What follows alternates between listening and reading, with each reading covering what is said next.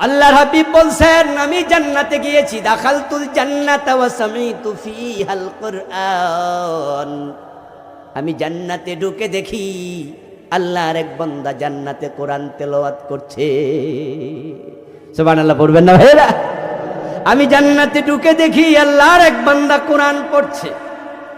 তাওরাত পড়লে বুঝতাম ইহুদি মুসা নবীর উম্মত, ইনজিল পড়লে বুঝতাম খ্রিস্টান ঈসা নবীর উম্মত। কিন্তু যেহেতু কোরআন পড়ছে আমার বুঝতে কোনো কষ্ট হয় নাই, সে আমার উম্মত। আমি জিবরিলকে জিজ্ঞাসা করলাম, মান হুয়া, এই সৌভাগ্যবান মানুষটা কে?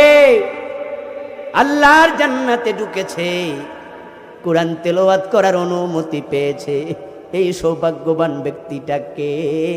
জিবরিল আমিন জবাব দেন, হুয়া হারিসা ইবনে নুমান। ও নবী, আপনার সাহাবী হারিসা। অথচ হযরত হারিসা তখন ইন্তেকাল করেন নাই। সুবহানাল্লাহ পড়বেন না? রাসূল কোথায় দেখে আসলেন? কথা বলেন না কেন? কোথায় দেখে আসলেন? অথচ হারিসা তখনও কোথায়? আমি হযরত হারিসা বিন নুমানের জীবনী পড়ে দেখলাম, উনি ইন্তেকাল করেছেন হযরত ওমরের খেলাফত কালে। আল্লাহর হাবিব হারিসাকে ডাকলেন, ও হারিসা, আমি তোমাকে জান্নাতে কোরআন পড়তে দেখে এসেছি। তুমি এমন কি নেক আমল করো আমাকে একটু বলো, আমি জানতে চাই কোন নেক আমলের কারণে তুমি এত আগায়া গেলা। হযরত হারিসা বিন নুমান জবাব দেন, ও আমার প্রিয় নবী, অন্যদের মতোই তো আমি আমল করি, তবে হুজুর আমার একজন বৃদ্ধা মা আছে, আমি আমার মারে না খাওয়াইয়া নিজে খাই না।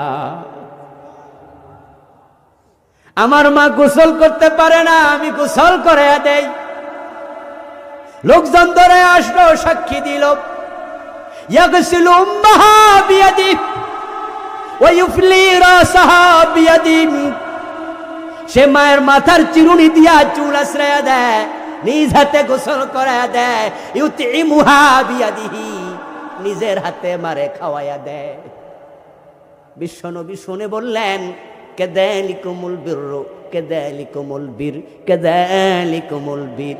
তিনবার বললেন, বুঝেছি রে হারিসা, এটাই তো বিররুল ওয়ালিদাইন।